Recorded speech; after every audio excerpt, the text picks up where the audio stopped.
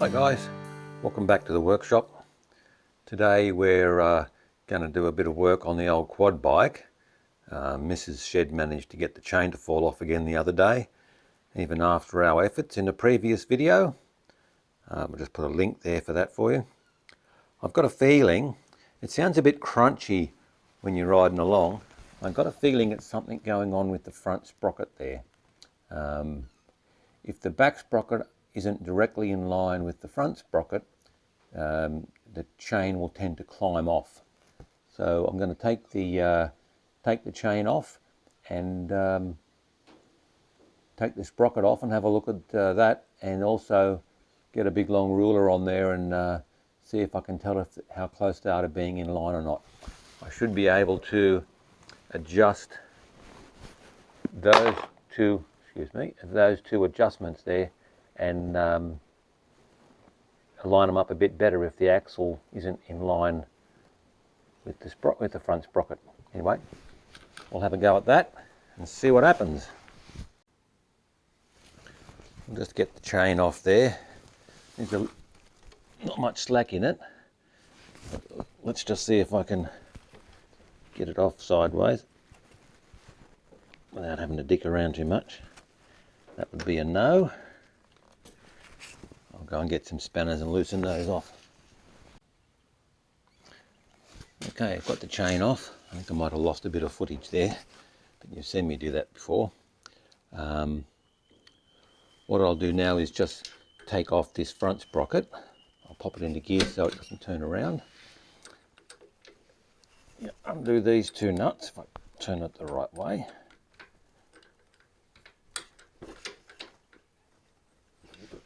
They're actually bolts, not nuts.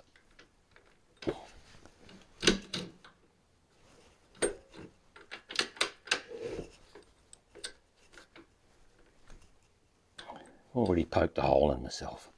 Bloody hell.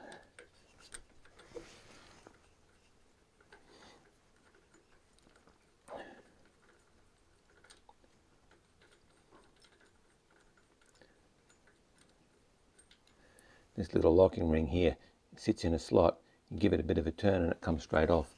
It's got a spline cut into it, the same as the shaft here. So it goes on into that slot and you give it a little turn, maybe an eighth of a turn or something. That way this spline no longer lines up, then the sprocket can clamp to it. So it's a pretty simple mechanism for locking the front sprocket in place. But that's what it is. I did notice this before.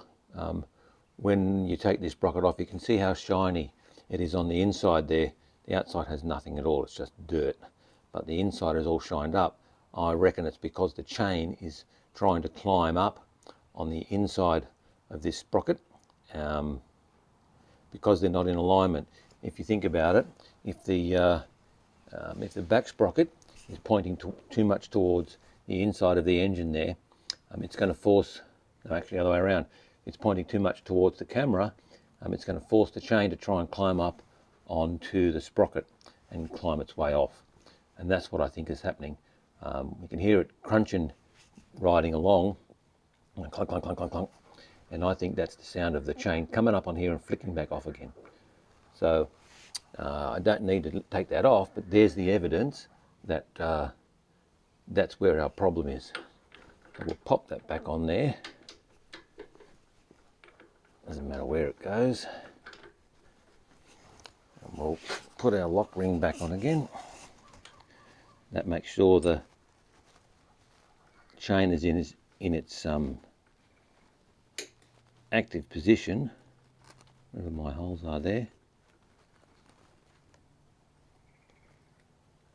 Just drop one of my bolts.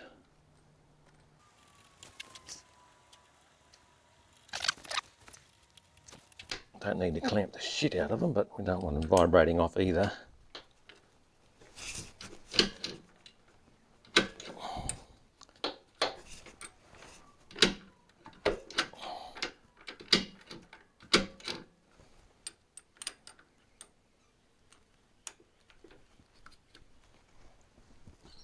Okay.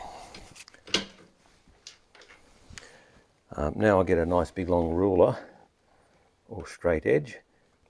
There's not much movement this way, not enough to cause a problem. So I'll get my straight edge out there and see if I can determine where the problem is. I've got the camera there pretty much directly behind the back sprocket.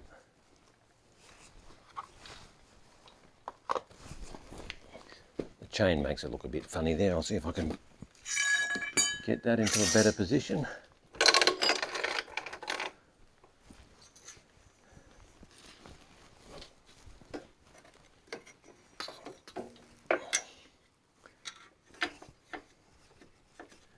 So with the straight edge lined up flat against the back sprocket, you can see it's out by about 15 mil or 3/4 of an inch, something like that, pointing towards the foot peg. So I need to get this side of the axle further forward to bring that back in line.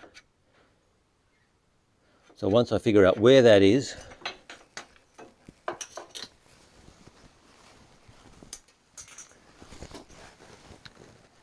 looking at the chain there, I've got nuts at the back of these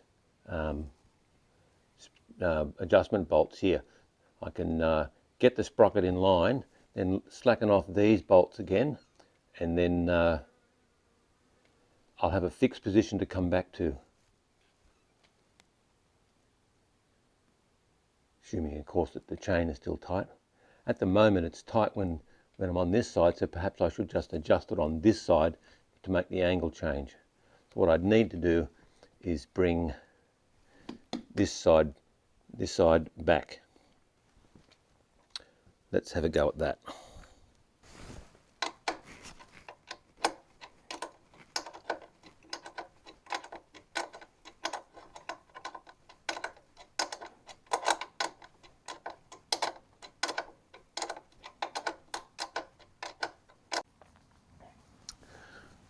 After a fair bit of mucking around, I realised I need to tighten this one up. So let's turn it clockwise. Basically what happens is it's hinged up here. So when you tighten this one, it actually pulls the bottom of this one out, which brings the axle back this way, pointing the chain more towards the front sprocket. So let's take it out for a test drive. If you look down through here, you can actually see it looks a lot squarer now than it did the other day. I think in the earlier videos you could see it was out of alignment. Anyway, moving forward.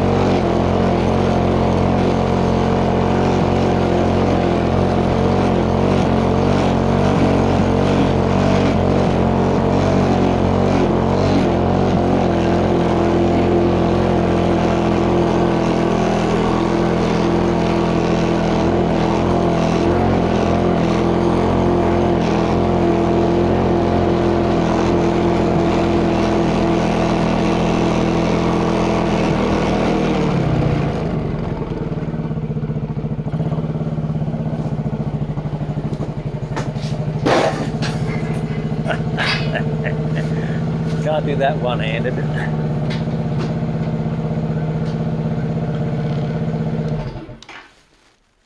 We'll call that fixed.